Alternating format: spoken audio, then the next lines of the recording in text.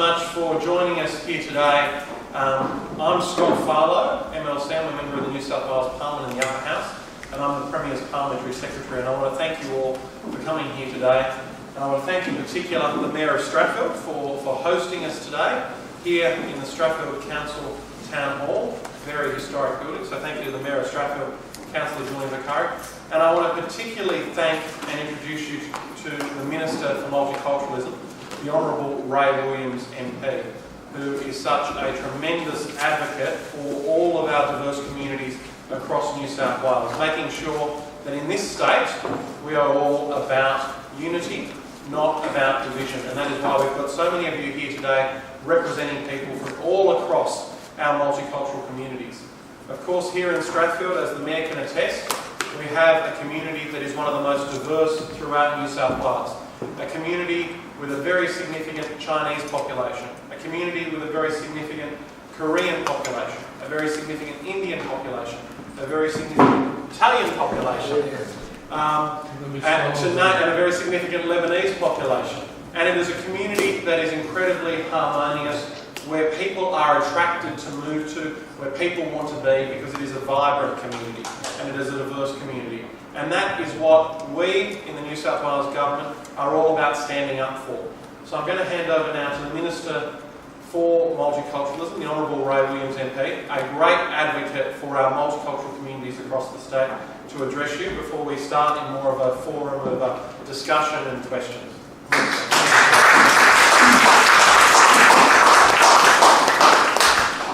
Scott, thank you so much. I appreciate the introduction, and can I also acknowledge our Mayor and thank you for the opportunity to be here today together with our community in Strathfield. And I particularly thank you for coming along today. I think that we need to have an important discussion about some things that have happened in the last week, and I'm going to go into that in just a moment's time. But I'm just going to say that I know so many of you from the various cultural events that I attend throughout the year. And I'll be the first person to put my hand up and say I've been in this role now for about 18 months. The one thing that I know about growing up in this country is that there's two stories. There's two stories in Australia. There's our Indigenous story, which dates back 50 or 60,000 years, and then there's the migration story. This country was built on migration, where our population is the sum total of every nationality around the world. People from all four corners of the globe have come together, we've worked together, and we've built what is without a doubt the greatest country in the world. That's all of us working together. Not one single person, not Anglos or English or Irish. Every one of us have built what we have today in this incredible country, where we have a culture which is also the sum total of all the different cultures, and that is why we refer to our multicultural state, our multicultural nation. Today we've called everyone together early, and I'll tell you why we've called everyone together early, because several of us have to go to iftar dinners because we are in the holy month of Ramadan. And we respectfully attend those particular iftar dinners in respect of the Muslim populations that we have in this country and in this state. We recognise the hard-working people that they are and the contribution that they make to our country. Last weekend, we celebrated 200 years of Chinese migration to this country. The story of Chinese migration is the story of Australia since European settlement, 200 years. And so this is the point that I think is so important to make. Whether I'm at Diwali on behalf of the Indian community, whether I'm at an iftar dinner celebrating in the month of Ramadan, whether I'm at Chinese New Year, Vietnamese New Year, whether I'm at the Sydney Korean Festival, all of these events are celebrated each and every weekend with thousands and thousands of people. And I'm so proud to attend those functions because that culture is part of each and every one of you. Respectfully we say, come and be a great Australian, Come and work hard. Come and let's build this great country, which everybody in this room has done. Every person who's been a law-abiding citizen of this country has done. But never forget your culture. Never ever forget your culture. Don't forget your language. Don't forget where you came from. Celebrate that fact. And I respectfully come along and celebrate with you. And let me tell you, that's not a hard thing to do. That's an absolute pleasure and a delight to break bread, to sharing time with you and your communities and your families. I enjoy doing it. If I didn't enjoy doing it, I wouldn't do it, but I enjoy doing it. My government and my party enjoy doing it. We are a party that respects every person that is a part of this New South Wales community.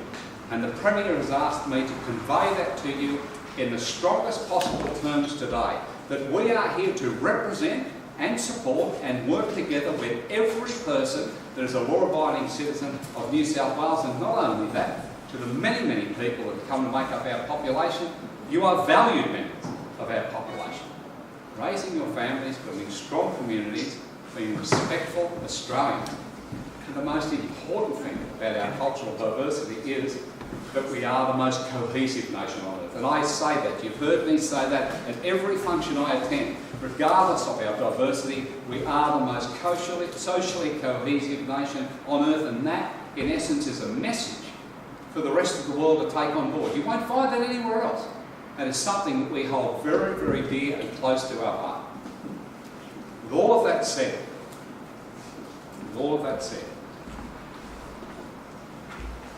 when a person stands up, as they have done this week, and they infer through their comments that there are people leaving their suburbs because of the background or the nationality of their neighbours, that is deeply offensive, and that will never be accepted by our government. It will never be accepted by me. It will never be accepted by my Premier. And so,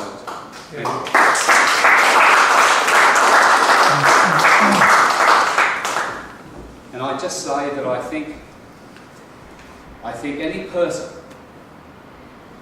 that stands up and purports to be a leader in this state or in this country of Australia, they have betrayed the basic principles of leadership if they believe that to be the fact. I'm saying to you today, there is no one leaving their suburbs because of the nationality of their neighbours. People will move, they will move around this state, in this country, at will, and they will share in the freedoms and the democracies that we have in this country. But we, as a government, will celebrate the very fact that we are the most diverse nation on earth, and we are enriched by that diversity. And I say that and I mean that. The fact that we have people who are multilingual, bilingual, that is an incredible asset. Imagine why so many people flock to this country.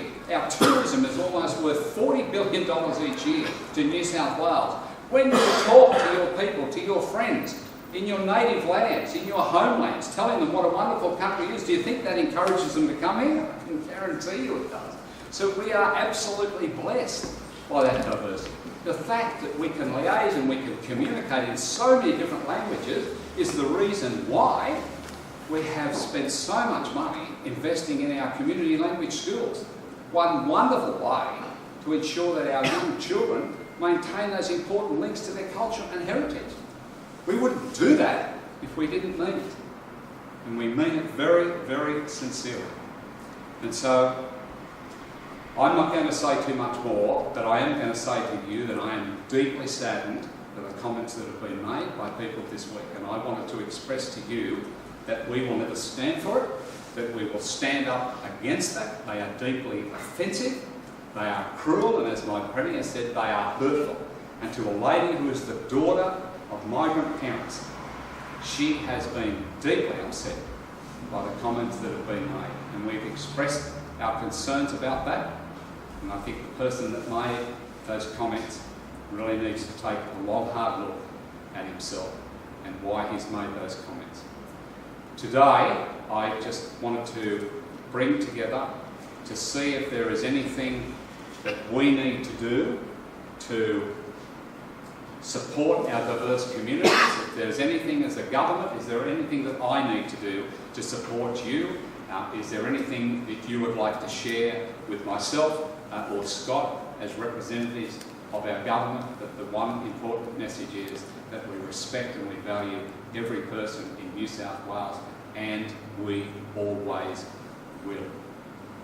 So I might just hand that over to you, Scott, and if there are any questions from the floor, if there are any comments from the floor that you'd like to make, I'm here to listen to those, and I will certainly convey any messages that I need to back to our Premier. But I greatly appreciate the fact that you are here, and I greatly appreciate your support and your friendship that you've shown to me in the past 18 months, and we will be strengthened by what has happened, and we will move forward in a positive way, the only way that we should move forward, but we will never accept that those comments play any part in a modern day Australia. So thank you.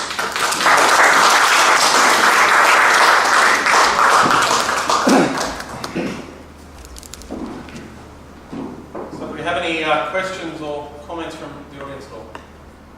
Yes, Albert. Particularly, I think it's sort of sweet with the kids at the younger age who learn the language and stuff. But I'd like to see, if possible, the government having some type of campaign in the workplaces about, accepting everybody. Because again, our work are all very diverse now. They're not traditionally like Anglo anymore, or they're not. So I think it's probably. I'd like to see some type of campaign where possible with the big companies, big corporations, to say, this is what multiculturalism is about, and we accept everybody for the value, what they bring to Australia and to our workplaces. Because I think it's sort of lacking. Sometimes I hear comments, even within my own family, being from an old European community, it's sort of like the younger ones, my cousins, have made comments about the new migrants, and I just turn around and say, listen, Nana brought us all here to Australia. We were the outer ones 30 years ago. You know what I mean? So it's got to be reinforced with older people, the working people, so just to let everybody know. Albert, the Premier got up this morning and spoke to us, and she and I have a lot of things in common. But the two most important things we have in common are our two main principles that we live by. And the Premier and I share this, as does Scott. Hard work and respect. Our two abiding principles, hard work and respect. Our hard work, working on behalf of you, working on behalf of government, building the important hospitals, the schools, the roads, the bridges that we all need as a community, but the respect as we go through those processes. The respect for the people in our parliaments, in our communities, the people who work for us on our important building sites. The Minister for Infrastructure, he said in Parliament on Thursday, go and have a look at this infrastructure. It's the same as it always was. It's being built by hard-working migrants.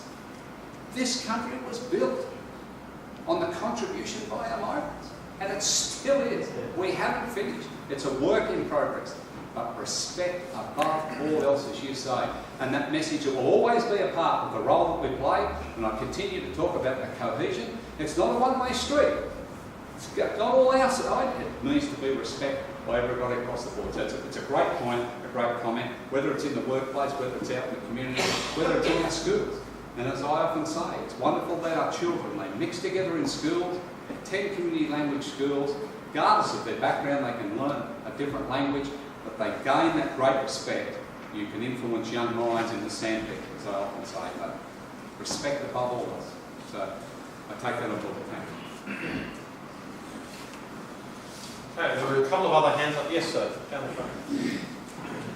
Minister, you encourage us, or you encourage people, and to live their culture and to speak their language and on the other hand, we are hearing as a media some voices saying, no, you have to forget your culture, you have to respect our values, respect your values, you have to live the country here, you have to be Australian, and not to be wherever you come from.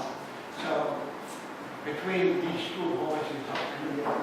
Yeah, it's once again, it is a It is a good point. It is a good point. I come back to where I started. As people come to this country, the easiest way for them to move ahead, as we would say at the moment, to our refugee families that are coming. And these are families that have come from war-torn countries. They've seen their family members slaughtered in the streets. They've had their possessions stolen from them, their businesses and houses destroyed and stolen. They are destitute and displaced in a country that they loved.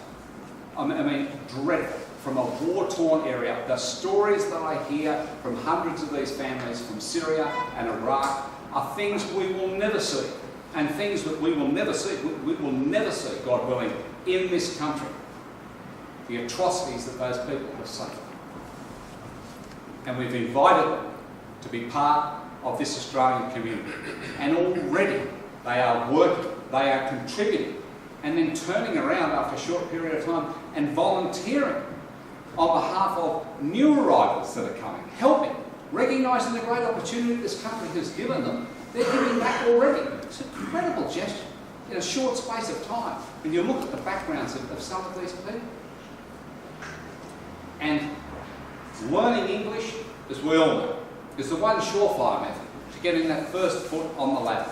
But never forgetting your language, your native tongue.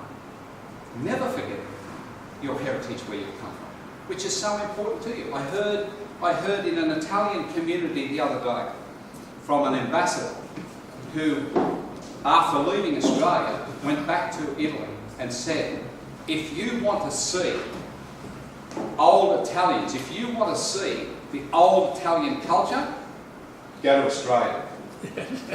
Because it's here. It's true. And why is it here?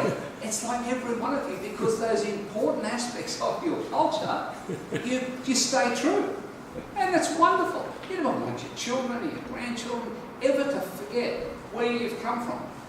None of us do. And that's what we say to you. Enjoy your culture and celebrate your culture. And we'll be there. Not only are we going to celebrate with you and eat some of your wonderful food, we're actually going to give you some money to help pay for those wonderful cultures. We don't want anyone to lose, but I agree with you that there are still perceptions in our communities. There are still people. There are representatives of Parliament that are saying such things, and that is disrespectful. That is disrespectful. We live in a country now where 49% of our population was either born overseas or has a family member born overseas. That's how diverse we are. How dare someone say, forget your culture? To who? Half of Australia? You want them all to leave? You're kidding? You're mad? Who's going to build this? Who's going to continue to build this wonderful place? And it makes you feel comfortable by embracing your culture and your family's culture. So never ever forget that. So you will always have the respect and the support of our government and our party in supporting you in maintaining your culture. Noel, I'm just going to come to... First of all, I thank you, Mr. Scott and Mr. Mayor, for this opportunity, and I'm really encouraging that you took up time in maintaining your culture. Noel, I'm just going to come to... First of all, I thank you, Mr. Scott and Mr. Mayor, for this opportunity, and I'm really encouraging that you took up time in maintaining this forum today. At least that gives us that courage and also that confidence that people in government thinking about the issue, they taking it seriously, because as a community, Afghan community, we did not ask for this forum, so you yourself provided. I used to drive taxi, and I used to listen to the radio at Top Back shows, as you know. And if you listen to some of the programs, I know the media is from here, because you can say express freedom of expression and everything, but sometimes when the comments are generated in the radio and then they're presented beyond that, sometimes they do encourage, but sometimes even they keep quiet, listening to the comments. The comments are really, it's hurting, if somebody is listening. It's hurting at the right ways. Like, we are Australian, we're proud to be Australian, but still, they drove back to background and days in a very sort of down way that you are the same. People get a little bit of notice because whatever comes from media. But the person on the road will listen to that and then you react back to it. When you get talking, you look at me, what they listen on the radio, they act on me. Because I look careful, because I always they draw a picture of me on the airways that this person, if you look at that particular face, that must be second citizen. So if you can do something about that, I would really to get the call. Thank you very much. Yeah, that's isn't it? You know, I mean, it's that disrespect through identifying people because they look like someone else, and you know, once again, we just all need to work together. We just all need to work together in a positive way in breaking down those false perceptions. I say to people, I see more people of culturally diverse backgrounds in 1 month than people will see in a lifetime. And I enjoy every moment of that, I'd have to say. But I think that is something that as I say to people, I wish everyone could walk a mile in my shoes. I wish everybody could share an iftar dinner or celebrate 200 years of Chinese migration to this country. I wish everyone could celebrate Diwali, and I love Indian food, everybody knows that. So I have to fess up to that. But I wish people could walk a mile. They don't. And so they do have that false perception. And I agree. And it doesn't help when you've got political leaders out there that are making commentary that is insensitive and divisive. That's what doesn't help. And we all need to work together to ensure that we are breaking down those misconceptions within our communities. It's not going to happen overnight, but we'll just continue to work forward in a positive way to ensure that it just gets better. Step by step by step, it gets better. I just continue to say as I work through our communities, my feeling is that we are comfortable. It's not perfect. It's a work in progress, but it's comfortable. We've just got to keep going and make sure that our children grow up, that they are comfortable. And if they are comfortable with one another, as I say, we break down a lot of those misconceptions in the sandpit with people, and I think that's important we do it. But you are the leaders, you're the ones, you're the face, you're out there, you're copying it, and I've seen that all through my life. When I grew up with the Italians and the Maltese communities that I grew up with, and a lovely Korean lady that I met last night that went to my school in Riverston 35 years ago. You know, I mean, I saw that then, and we are a better country now than what we were then, but we've still got a way to go. It's a work in progress, but I agree with those comments. Yeah, question from the gentleman here at the front. Sorry. Do you mind if I sit Might down? work our way back through the rows. My name is Tony Tan, representing the Multicultural Community Council of New South Wales. Speaking on a multicultural basis first, I'd like to congratulate the Minister to call a spade a spade. I like it, that one, right? Now, down to the serious questions. We felt that the Multicultural New South Wales, as an organisation under your command, should have more interactions with the community in terms of regular meetings other than regional boards. I do not believe the regional boards are actually effective. That's only a personal opinion. You don't have to agree with me. So if we have more interactions with community leaders like this, there will be less work for the government because we will do all the work for you. That's the first thing, comment. And the second thing is that the Multicultural New South Wales functions are too expensive for us old pensioners. We can't afford to go anymore.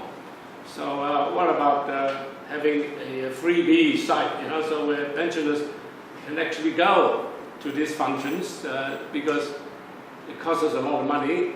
That means that if I go to your function, I have to eat meat pies for the rest of the day. Okay? Now, that is the multicultural questions. Now, there's another one called, this you can stop me if I go out of line, is about migrant intake.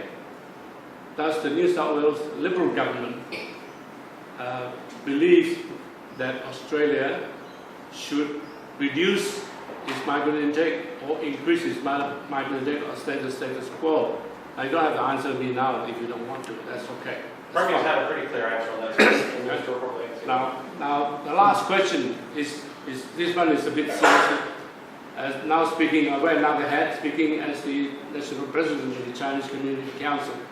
We are now being placed between a rock and a hard place where everybody calls us spies. And we spy for the Chinese Communist government. And I don't think we are all like that. Do you think the state government could help us in relaying the message to the general population of Australia that we are loyal Australians, we are we are adopting democracy, we are adopting the rule of law, and we are smart and sophisticated enough to make independent decisions in the interest of Australia, not for anybody else. I think there are many ways we could do. Maybe we will leave this on the table, we'll come and see you privately. Yeah. Thank you. Look, I think there are a range of important questions there, but I think your last question is perfect. And this is where it comes back to the sensitive nature of what you say. And if you are not careful, words can be very, very divisive. And you know that. And I mean, if there are Chinese spies in this country, well then let the authorities deal with it. But is every Chinese person a spy in this country? Well, gosh, no, it's ridiculous. But people feel that. People feel that. It's exactly the same way as you get into the taxi and it goes, oh, look out, I've heard about you on the news before. Words are very, very offensive. So we've got to be careful. And I'm not a person who is politically correct by nature. I do call a spade a spade. And when I say to people, when I talk about our diverse communities, well, they're just our communities. They're our communities. I mean, I don't even have to align anybody. I mean, I love the fact that we are diverse by nature, but I love the fact that we are all on this one journey together, rolling up our sleeves, working hard, raising our families, building great communities, and building a great country, as I said before. But they are sensitive natures, sensitive issues, sensitive words that people need to be careful. And as I come back to my initial comments that I made coming into this role, when I sat with many imams, when I sat with many leaders of this country, I said, I will never define a person by nationality, race, religion, or the colour of their skin. If a person breaks the law in this country, they should be punished. That's it, full stop. And every one of them said, well, Minister, you've got our support. And I said, well, that's the way it should be. People who break the law aren't defined by race or religion, and people who break the law are criminals. And so we punish them for that. If there are spies, well then let the authorities deal with that. But let us not malign people, huge sections of the community, 500,000 Chinese migrants in New South Wales alone. It's extraordinary. So we have to be very, very careful with the words that we use. And that's where I come back to the words that were used this week, which were the most offensive. When you are insinuating, when you are inferring that there are people leaving suburbs in droves because of their neighbour's background or their neighbour's ethnicity, that is completely and utterly offensive, and it will never ever be accepted. It will never ever be accepted. And some of the other issues about you getting you a free ticket to some of our cultural events, I'll come back and I'll talk to my chief of staff about that. I don't know how we'll go, but we'll work on that. But I do take on board the engagement, that if we do need to engage more, then I will certainly raise that as a very, very important matter. Because we put some calls out yesterday, and you have come out in large numbers. So do you want to talk about the issues and the challenges that we have fairly and openly in a room? Well, I think the answer is quite clear to you. And we will respectfully give everyone the opportunity to do that. Yada's here with us. Can I just, one moment, sorry. Rowan's been sitting here waiting to ask a question for 3 people to go on. And Minister, can I just quickly pick up on one point Tony asked that you didn't address, and that's that population question. And the Premier, and I'm the Premier's Parliamentary Secretary, and the Premier has been very clear on her position. She believes that New South Wales should, with the federal government, have a discussion about it. And she said in terms of the migrant intake at the moment that she thinks the numbers are about right. And she believes that there should be a yearly discussion at COAG where the states come and talk about the population challenges. But she believes, as a migrant herself, and as somebody who's seen the wonderful contribution of migrants to our community, as the Minister said, we have two stories in Australia. We've got our Indigenous story and we've got our migrant story. That migrants are the ones, all of us, whether it be a minister's family who were first fleeters, mine that came in 1791, or yours that might have come in more recent years, have all played their part in building Australia, and the Premier is a very, very strong supporter of that and the current intake. And that is in stark contrast to some of the characteristics of the Leader of the Opposition, who's been dog whistling on that topic as well, as he's talked about population, just like he's used his comments this week as well. And this is something that we all need to come together on and be able to say that it is just not acceptable, because the judgment that you show is what you say and what you allow to be said by others unchallenged. And some of his colleagues as well need to challenge some of his statements, whether they're the ones this week or some of the offensive statements he's said prior to that as well. May I quote you in my article? Of course. Thank you. Actually, we will get you the Premier's speech. Yes, that she made. I think she made some very good comments there. Because as Scott quite rightly said, we are the level of government that has to deal with the population increase by virtue of providing enough housing, expanded roads, public transport, hospitals and schools. You are a New South Wales community, you are the taxpayers here, and we as a government have a responsibility to deliver that infrastructure. So if our population increases and we don't get a say in how we're going to deal with that infrastructure, then there's an imbalance there. That's exactly what our Premier has said. You know, if our migration intake is going to continue, well, let us have a seat at the table, let us discuss that, and if we have to receive more people, in order so that you're not sitting in gridlock traffic, well, maybe the federal government needs to help us a little bit and help provide the infrastructure there. We are picking up the backlog of infrastructure now. We are paying the price for inaction over so many years prior to us coming to government, and that's taking time. Next year will be a very exciting year when a lot of these projects roll out, and it will help us immensely. It's taken a long time to get here. We should never be in that position again, but I think she's made some good comments in sitting down at the table and discussing those issues face to face with the people who make the decisions on how many migrants will come to this country. Sorry, Mark. Mark Tukuma, President of Council of Indian Australians. I would like to make a quick comment followed by a question that based on my comment. So firstly, I would thank the Minister yourself, and Scott yourself, and obviously the Mayor for organising this important event, considering what's happened this week. Look, I agree with all the comments that have been made in relation to the divisiveness and the hurtfulness it causes, especially picking up on the first question that was asked in relation to the new migrants. So predominantly, obviously, from the Middle East and the Indian subcontinent. So as far as from the Indian subcontinent community point of view, I always shake my head whenever there's such a divisive comment made, purely based on ethnicity. It's not even nationality, because we're all Australians, based on ethnicity.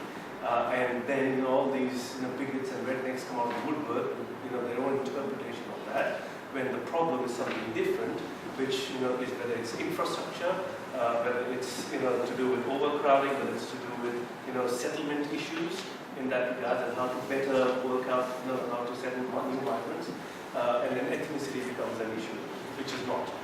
So really heartened with position of the government and yourself, Minister, in terms of giving us confidence that such divisive and hurtful comments do not take any part in the government's point of view, which gives more confidence for us community leaders to go out and tell our community in relation to that. Just ignore those as much as you can and move on and look at the positive stuff that comes out of it. Now, saying that, as we all know, leadership starts from the top. And coming from the new migrant community point of view, there is a glass ceiling, just as we've seen with women in terms of gender issue, where the new migrants coming from predominantly Indian community and the subcontinent and from the Middle East, in terms of getting to higher offices, whether it's judiciary, whether it's bureaucracy, even private in CEOs and everything. We see in America, the head of Google, head of Microsoft, they're all, I can say it very proudly, from the Indian subcontinent. Right?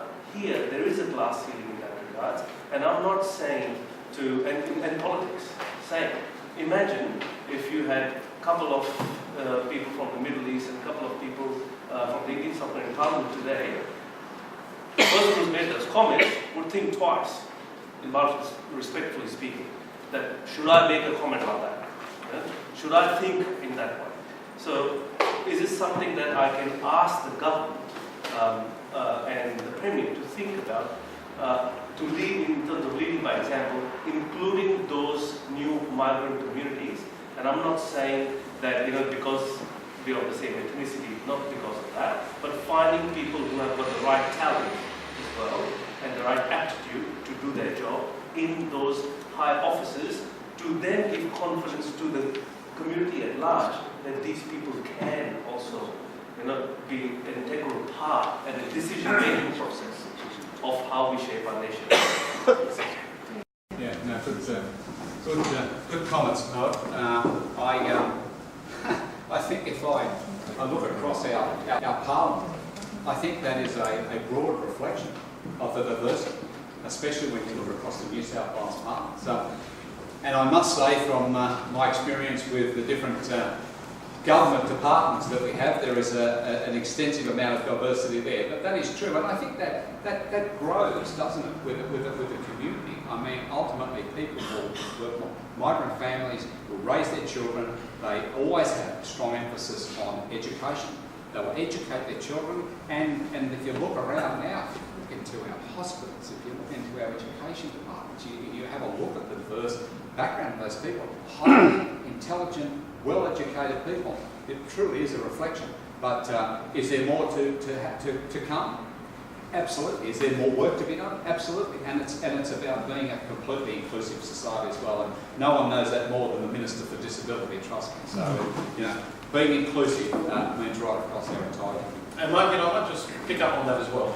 When you talk about the glass ceiling, we look at our Premier here in New South Wales, we talk about the daughter of Armenian migrants to Australia.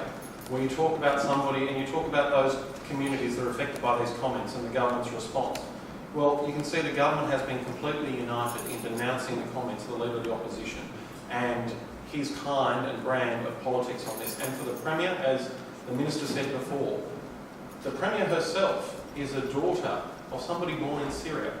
It definitely did not escape anyone that the person, some of the groups that the Leader of the Opposition were talking about were Syrian refugees as well. So this government is going to stand up for all of our multicultural communities across New South Wales, whether they are multicultural communities that came here 60, 70, 80 years ago, or whether they're the multicultural communities that are just emerging today.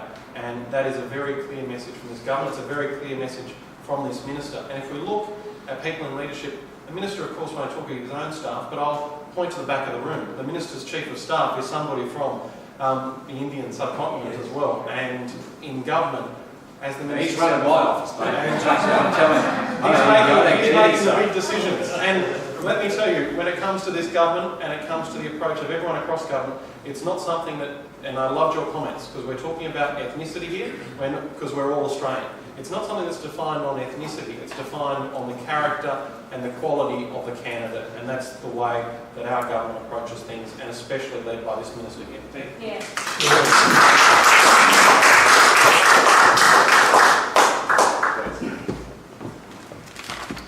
My name is William Singh of the Korean community. Currently, I'm chairperson of the Korean Australian Community Support, and also I have an experience as a statutory board member of Anti-Discrimination Board of New South Wales before. I'd like to comment about the racism. And recently, I think that you may have heard of the recent. There are so many discrimination. In a sense, there are so many the race or the religion or race or sex or whatever reason. There are some. I understand that there are discrimination. They existed in the human society. but I'm very concerned about racism in Australia. To being a great and the wonderful country of Australia in the future, I think we must get rid of this racism movement. So recently, the Right Council, the initiator of the racism, this Stops With Me campaign. So the mayor suggests on the New South Wales government level, could you have any intention to initiate of such kind of campaign in the government level? If then, like a school is very important, from the young age, they have such an atmosphere. If there are some racism in there, it's wrong. From the last year, we have some seminar at the New South Wales Parliament House. They organized by the Multicultural Communities Council. We monitored like one nurse. She was a Filipino nurse. Yes, I remember one of Filipino nurse has seriously hurt in the hospital. So that looks like a kind of, because of the racism, matters. So that's why I strongly suggest to the New South Wales government could institute such a campaign. Thank you. Yeah, look, I think that's I think that's a very, very good comment, and I think that's a very, very good question. And I will summarise it from what government can do like this. When we came to government in 2011, the biggest issue we faced was binge drinking, alcoholic binge drinking by underage children, as young as 12, 13, 14 years of age. Out of control. Young people in parks getting drunk night after night, which ultimately led to young people what they call pre-fueling, at a little bit older age, sometimes up around 16, 17, still not legal to enter a hotel or a club. Then travelling to city, rampaging through the city, wildly throwing punches until two innocent people were killed on the streets of the city. We came in, we faced that straight away. And I well remember that issue. I well remember the comments from my community that just said, Ray, close down those hotels. Just close them down at midnight. All of these things that came through that we were faced with. And we put in place a range of measures. But the one thing that we did, and the one thing that I was on the front page of the Daily Telegraph saying, was we need to mandate a law that if you throw a punch at an innocent person and you kill them, then you will go to jail for a certain period of time. The judge will not be able to reduce that time. And I think it's a mandatory 8-year sentence to start with. And we saw some dreadful instances where people were doing that and walking freely out of jail without 18 months. Can you imagine as a parent sitting back there if your child had lost their life and a person walks free within 18 months? Dreadful. At no time frame would be acceptable to you as a parent of a child, and I looked at myself as that and I thought no time frame would ever be acceptable if my child lost their life in such an appalling manner for no reason whatsoever as an innocent bystander, and both of those families were out in my area. So we put in place a law. We mandated, as a Conservative, as a Liberal government, to mandate that particular sentence. Now, everybody blames us for the downturn in the hotel trade in the city. We led a campaign in saying enough's enough. We set this law in place. We took ads off TV where it promoted alcohol. We don't allow cameras to go into dressing rooms of cricketers when they're drinking, or rugby league players, Mad Mondays as they're called. You don't see that on your screens, they're gone. And then we put ads in place. But Danny Green, great Australian boxer, was saying it's not acceptable to do those things. And other ads where we saw parents standing around, their children running back and forwards to the fridge, bringing them alcohol, just to highlight the fact this is where we got to.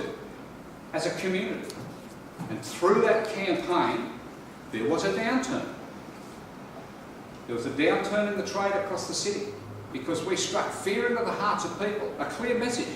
You get drunk, you come into the city, you throw a punch, we're going to lock your ass in jail for a long period of time. So have we had to use that law? I think once. I think it might even still be going through the courts. The point is, this was a law that was put in place in 2012. We're now 6 years later. And I looked around and I saw the heads nodding, and every one of you know about that legislation. Everyone knows about that law that we put in place. I hope we never have to use it. The point is, it's the message. It's not so much that we need to lock so many more people up, it's the message that people, it sinks in when you send a very definitive message to the community that you are going to take serious action against them if they do it. So, coming back to your point, what message can this government give to people who speak out and incite racism or violence against communities? Well, there is a law that we can change. And that one law is 20D, our Constitution. And there has been a lot of discussion about it. And I personally am very, very supportive of changing that law. I don't want to lock people up. I just want to make people think. I want to make those young people think before they have a drink. Go and do something silly. I want people to think about what they say before they do it, so that then our comments are constrained to respectful comments without saying things. And so I'll just say one thing, that I have held true to my commitment in terms of 20D. And I would just ask you to watch closely over the next few weeks. And I think you'll be very, very interested in seeing what we do. And it's about decisive action, what we have. It's today about speaking out, about insensitive comments that are unacceptable, but it's also about governments taking action very, very clearly through legislative processes if we need to. And I think that would be a good place to start in terms of 2050, because you send a very clear message to the community that it is not acceptable, that we will continue to only be a cohesive society if we are a respectful society. Thank you very much. I am getting a message about 20D. I know it was not ruled by the cabinet, given that it seems that the change in the government decision. Well, if that's the case, we really are very happy for them part of the 20D campaign, and we will be very, very happy if New South Wales government can approve the changes which the Keep New South Wales campaign committee has been asking the government to do. So we'll wait a few weeks, as you said, and we will like to hear that good news. So thank you very much for that. Now, second thing is about this Australia is ours as well. We're not going anywhere. We're going to be here, and we will stand very strongly when anybody tries to put us down or malign us or treat us as second class. That's not going to happen. This is our country as much as anybody else's. So any comment contrary to that belief will be opposed and would not be liked and would be opposed. There's no doubt about that. Now coming back to the diversity. Diversity is great. We don't want to have a garden with one type of flower. We need every type of flower. But at the same time, that flower has to have nice smell coming out of it. We don't want just everybody without ability. We want ability to be the sole criteria for anything, whether that's justice or parliament or anything. We don't want quotas. I come from a country where quotas is a nasty thing. 50% of our employment in India is based on not ability, based on the caste. So I would be the last person coming from Indian ethnicity to be supporting any plan, any statement, any dialogue, anything which is saying, Indians are not big number, Chinese are not big number. No, ability alone should guide any position in this country. So I'm very, very clear that against quota, ability, yes. Now, Minister, I know, coming from a medical profession, I know that a lot of people don't have good English, they cannot communicate. And this is the significant discriminator. point for discrimination and having poor service. I came in 1991. At that time, there was a plan called AMEP, Australian Migrant English Program.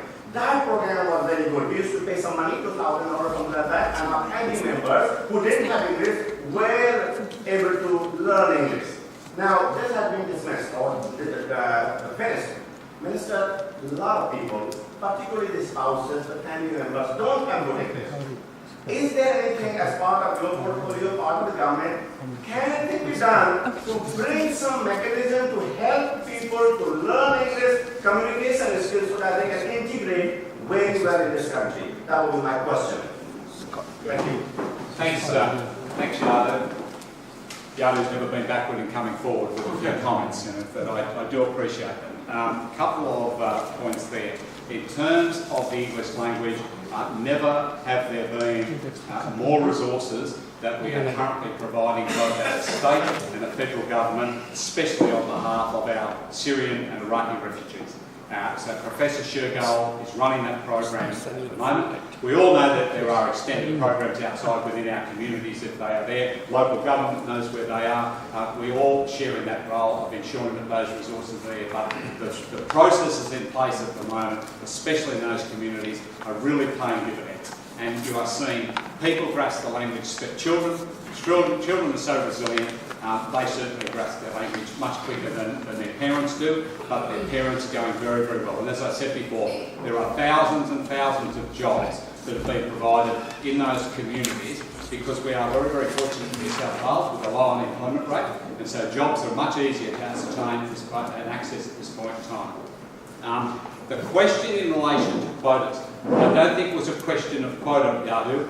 I think it was more a question of bias, that we are making sure that we are not biased towards diversity in terms of our selection process. And I see that every day in terms of disability. So I have to ensure that I work doubly hard in my own government department who have failed to recognise the fact that people with disability have ability, have a lot of ability. And just because they present as a person who may be in a wheelchair doesn't mean that they can't be a fantastic data analyst, but you need to look past that bias. And I think that was the point that Noel was making in terms of the high-achieving jobs that are, even within regards to our representative duties, that we need to look past our bias and be all-embracing.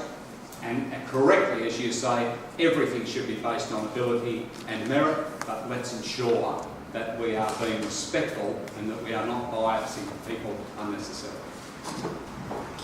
Thank you very much. I am getting a message about 20D. I know it was not ruled by the cabinet. I'm hearing that it seems that the change in the government decision and mind. Well, if that's the case, we really are very happy because I'm part of the 20D campaign, and we would be very, very happy if New South Wales government can approve the changes which the Keep New South Wales campaign committee has been asking the government to do. So we'll wait a few weeks, as you said, and we will like to hear that good news. So thank you very much for that. Now, second thing is about this Australia is ours as well. We're not going anywhere. We're going to be here, and we will stand very strongly when anybody tries to put us down or malign us or treats us as second class. That's not going to happen. This is our country as much as anybody else's. So any comment contrary to that belief will be opposed and would not be liked and will be opposed. There's no doubt about that.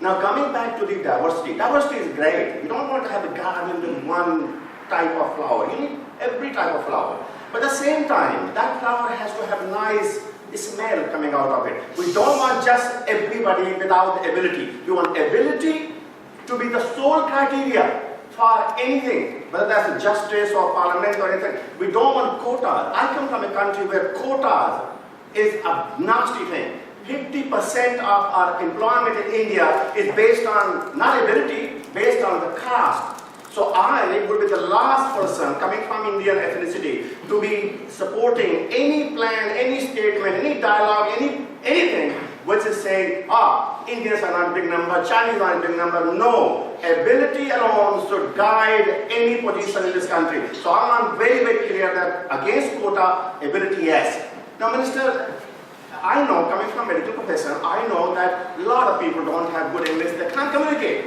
And this is the significant point for discrimination and having poor service. I came to this country in 91. At that time, there was a plan called AMEP, Australian Migrant English Program. That program was very good. We used to pay some money, $2,000, something like that, and our family members who didn't have English were able to learn English. Now, this has been dismissed or finished. Minister, a lot of people, particularly the spouses, the family members, don't have good English. Is there anything as part of your portfolio, part of the government, can anything be done to bring some mechanism to help people to learn English, communication skills so that they can integrate very well in this country? That would be my question. Thank you. Thanks, Yadu. Yadu's never been backward in coming forward with a few comments, but I do appreciate them. A couple of points there. In terms of the English language, never have there been more resources that we are currently providing both at the state and the federal government, especially on behalf of our Syrian and Iraqi refugees. So Professor Shergold is running that program at the moment. We all know that there are extended programs outside within our communities if they are there. Local government knows where they are. We all share in that role of ensuring that those resources are there. But the processes in place at the moment, especially in those communities, are really paying dividends. And you are seeing people grasp the language. Children are so resilient. They certainly grasp their language much quicker than their parents do, but their parents are going very, very well. And as I said before, there are thousands and thousands of jobs that have been provided in those communities because we are very, very fortunate in New South Wales with a low unemployment rate, and so jobs are much easier to ascertain and access at this point in time. The question in relation to quotas, I don't think it was a question of quota, Yadu. I think it was more a question of bias, that we're making sure that we are not biased towards diversity in terms of our selection process. And I see that every day in terms of disability. So I have to ensure that I work doubly hard in my own government department who have failed to recognise the fact that people with disability have ability, have a lot of ability.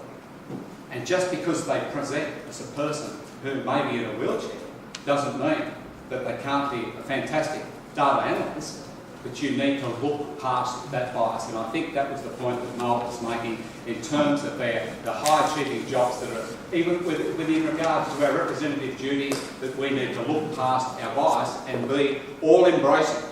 And correctly, as you say, everything should be based on ability and merit, but let's ensure that we are being respectful and that we are not biasing people unnecessarily. Now, as the Minister indicated before, he's got a very important iftar function to attend soon, so we're going to have one last question. Sunil? I just like to make a few comments today. This is my 50th year of being in Australia. I've come here in 1968, and the 70s has been very, very hard to grow up during that period. But Australia is a different place. It's improving. The arms are open to various ethnic races, and Australia has gone a long, long way. Let's all look back to the countries we've come from, and is there racism there? There is. We all need to improve, and we talk about Indians, for example, in the corporate world, getting to the top and so forth. It's happening. The Indian generation is first, second generation.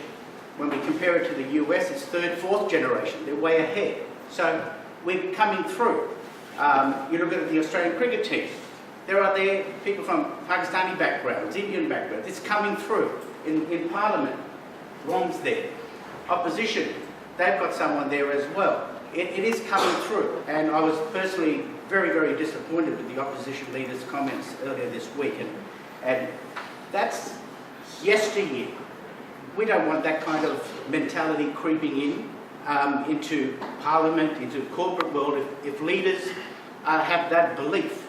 So we need to ensure that belief is eroded. And with the current government, it's happening. Is it perfect? Of course not. But they're listening, they're working hard. towards getting it right. So they're just my observations and comments, if I may. Thanks very much. And Sunil, I think that's a lovely way to end off on where we are. You're exactly right. We're not going to accept something that we wouldn't accept 50 years ago. We've come a long way. We need to continue to be respectful, and that is our message today, that our government, our Premier and myself will always be respectful of you. You will always have a place in this community. You are valued members of our community. You've all worked hard, continue to work hard on behalf of this great state of New South Wales. You know that my door is always open, and my door will always remain open if there are issues to raise. I take on board the points. If we need to engage in some more dialogue on a more regular basis, I have my very, very capable chairman down the back, which I've just noticed, Dr. Harry Haranath, no stranger to anyone in this room. And Doctor, the comment was made that we may need to engage a little bit more, and I think in light of some of the things that have happened this week, that is very important, because the more we come together as a community, the more we talk about these challenges, the better the harmony and the peace across our communities will continue to be. I just want to thank you so very, very dearly for your support, your friendship and your attendance here today. And that's a very good segue to what I was just going to do, and hand over to our host, the Mayor of Strathfield, Gulian Vaccari, just to say a few words on behalf of one of the most diverse communities in Sydney, Strathfield. And Gulian is a first-generation Italian migrant, and talking about that success story, someone who has very much achieved on merit, but somebody, of course, who treasures their Italian background. And Gulian, if you want to speak on behalf of the Strathfield community. Thank you. Minister and Scott, I first want to thank you for selecting Strathfield for today's event. It is one of the most multicultural communities in the whole of Australia. 56% born overseas, Minister, and if you include the children of those 56%, we moved to 80%. Oh. Not 40. We moved to 80. So we're very proudly migrant in Strathfield. And I just want to tell you a little bit about my immediate community, okay, where I live. I live not 500 metres from here. All right? One of my rear neighbours, I call him Uncle Alan. I was with him last night. He's an Indigenous man, okay, who has embraced me as a friend. He's a university lecturer who continues to do good, not only in the Indigenous community, but in harmonising our society. Across the road from me is Joyce. You've never seen a lady with blonder hair or bluer eyes. Okay. An Anglo-Australian, if ever you've seen one.